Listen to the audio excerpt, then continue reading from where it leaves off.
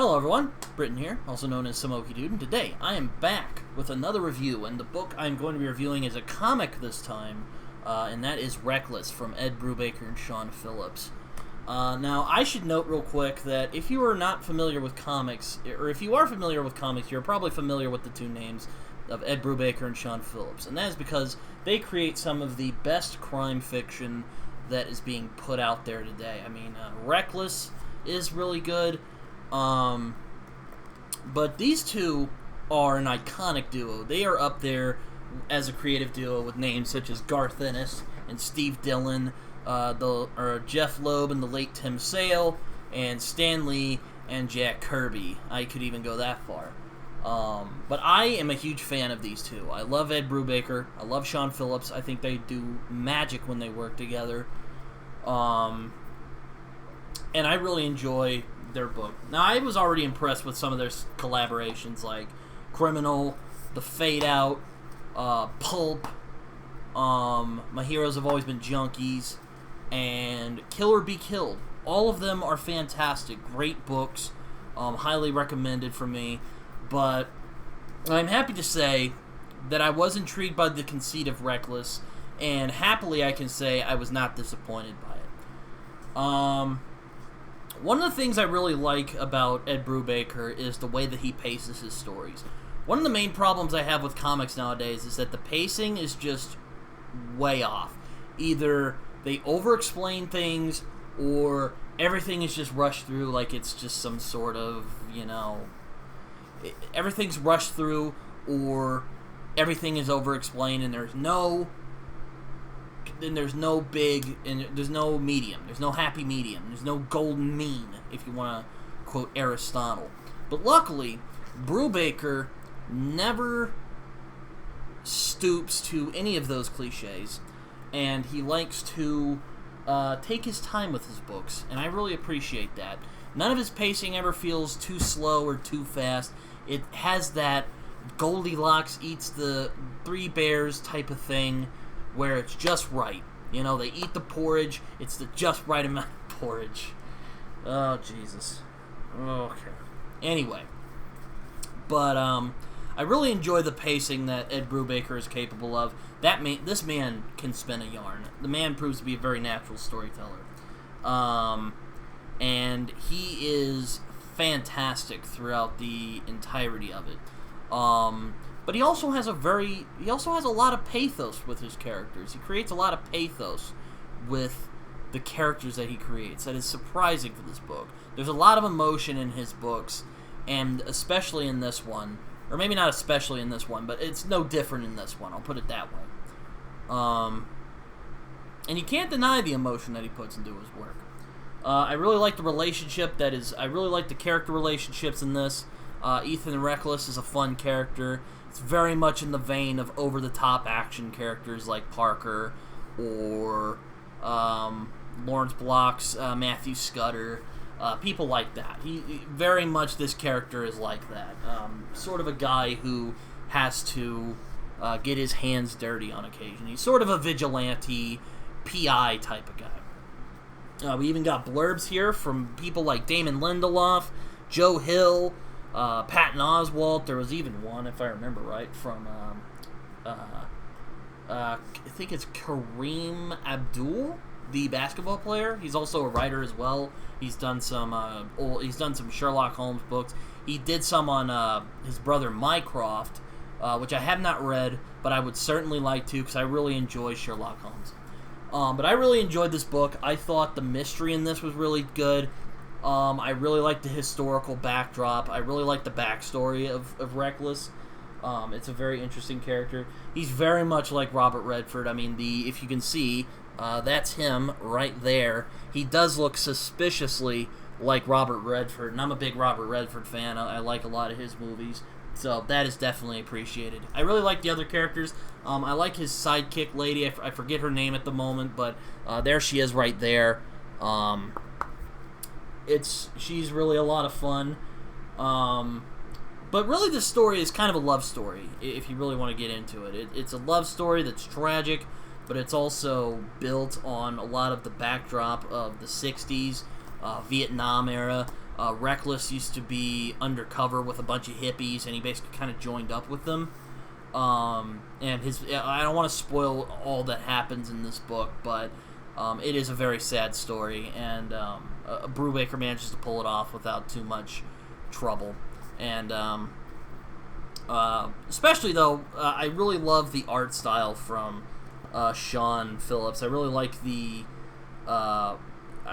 what he puts into the character. I love that he manages to combine that. Oh, that's a sex scene right there.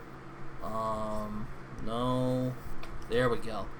I have to pull a safer work thing, but if you can check his art out, he has a very nice combination of that kind of realistic lush style, but he also has that like woozy noir, hard-boiled kind of grittiness that you would find in stories like these. He really combines both of that well. I really like the colors as well in this. I think his son, actually, Sean Phillips' son, did the colors.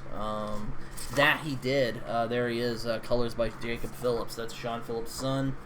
I really enjoy his art style. He's one of my favorite artists, actually. I mean, if you really look at the art, I mean, it's just, it's outstanding. It's lush, it's beautiful, but again, it also has that really woozy, hard-boiled style. Again, Brubaker and Phillips are the two of those creators that really just work well off of each other, and I enjoy watching them work off of each other. They're a creative duo that are just so linked in terms of creativity, and I really appreciate the artistry that they put into their work. They're basically probably some of the best crime writers in general that are working today. If you're a big crime fiction nut like I am, you will love this, or you'll at least enjoy it. It's not like, I would say like the Fade Out or Criminal is their best work, or Kill or Be Killed, but this one was really, really good. And it's just this story. It's a standalone. There are 4 other ones, but they're all standalone. You can read all of them and have fun with it. I might review the other 4 at some point, but I haven't really gotten around to it yet. But Reckless is really good. Another thing I really enjoy about this, one of the things I really enjoy about Ed Brubaker is his endings. I really like how he ends his stories. I won't spoil how he ends it in this, but he always has this melancholic edge when he writes his endings. Like, he really captures that nice balance of melancholy and sadness, but without feeling like it's just mean-spirited, like Frank Miller, for instance. Though Frank Miller tends to have happy endings, though. His endings can be relatively happy. He can do happy endings. Brubaker, he does not usually do happy endings, but he really enjoys doing those melancholy, sad endings, and he does them very well, and it is no different in this one. My favorite ending of his is probably the Fade Out, because that one just completely, punched me in the gut. But this one was also very sad, very melancholy, but very well written as well. I also like the bluntness of his endings a lot of the time, because sometimes he'll just end his stories at like a bad spot, and it'll just go, and he'll just kind of go, well, I guess that's how that went, or something like that. I really like how he does that. I think that's really quite neat. I think it's fun how he it's almost like an afterthought. I like how his endings are almost like an afterthought. Like, oh yeah, that's how that happened. But yeah, no, it's a really good book. The villain in this is really nice as well. This guy is the villain.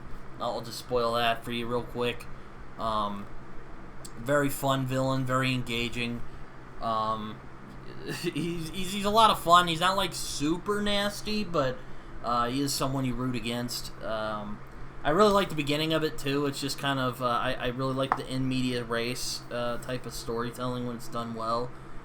But there's not really much else for me to say. I mean, Ed Brubaker and Sean Phillips are some of the best working in the industry today. I love their work. None of the work that I have seen from them has ever, like, slacked. Like, all of it is really, really good. And I either masterwork or I enjoy it. I enjoy all of it. I'll put it that way. There's none of their books that have ever been bad. Excuse me. That have ever been has never been truly bad in terms, in my opinion, anyway. As for Reckless, it is no exception. Ed Brubaker is a master of the crime genre. Sean Phillips is also a master artist of the crime noir genre, and I will pick up anything that they do.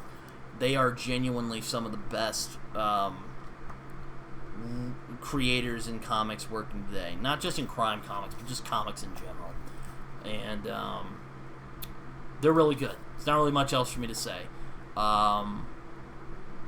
But yeah, no, not really much else for me to say. This is a really good book.